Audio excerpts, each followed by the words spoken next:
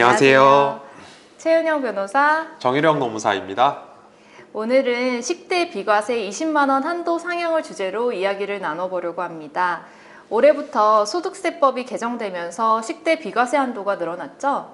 예, 올해 1월 1일부터 근로자가 받는 10대 비과세 한도가 월 10만 원에서 월 20만 원으로 상향 조정되었습니다. 그간 물가 상승 등을 감안하고 근로자 세 부담 완화를 목적으로 소득세법이 개정된 것인데요.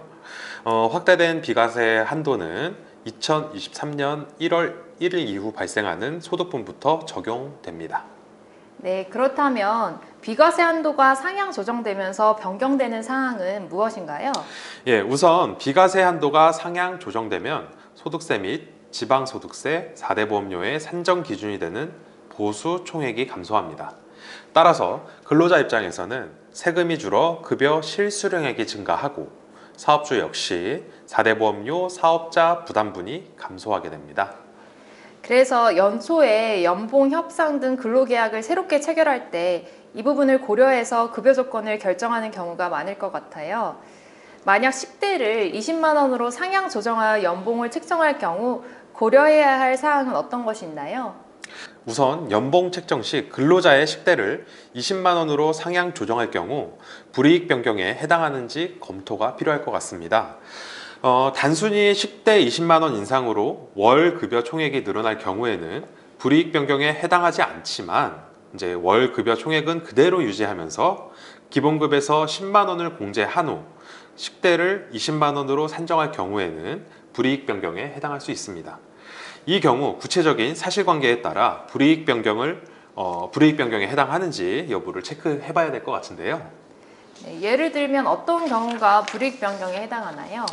예를 들어 전 직원에게 매월 정액의 식대를 지급해 왔다면 기존의 식대 또한 통상임금에 해당하기 때문에 기본급과 식대를 조정하더라도 통상임금은 달라지지 않아 근로자에게 불이익하다고 보기는 어렵습니다.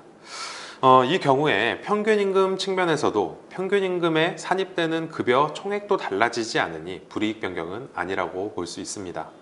그렇지만 기본급을 기준으로 성과급이나 상여금 등을 지급하기로 예정된 사업장이라면 기본급 저하로 인해 성과급이나 상여금 등의 지급 수준이 종전 수준보다 저하될 수 있으니 이제 이런 경우에는 불이익 변경 절차를 거쳐야 할 것입니다.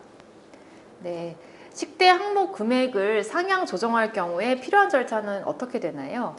예, 우선 급여 항목에 변경된 식대를 반영해서 근로계약서를 다시 작성하셔야 됩니다. 이를 바탕으로 급여 처리를 할 때 4대 보험 보수 월액 변경 신고를 해서 월 급여 대장과 급여 명세서에 반영하셔야 되고요. 만일 취업규칙에 임금에 관한 내용이 정해져 있고 식대 상향 조정이 불이익 변경에 해당할 경우에 이제 취업규칙 불이익 변경 절차에 따라 과반 노동조합 혹은 근로자 과반수의 동의를 얻으셔야 될 겁니다. 네, 쉬운 예시로 인사관리 방법을 설명해 주셔서 감사합니다. 10대 비과세 적용 금액을 인상하기 위해서는 사업장에서 근로계약서 작성과 보수월액 변경 신고 등 적절한 절차를 미리 마련해야 할 것 같습니다. 예, 맞습니다. 지금까지 최은영 변호사 정일영 노무사였습니다. 감사합니다.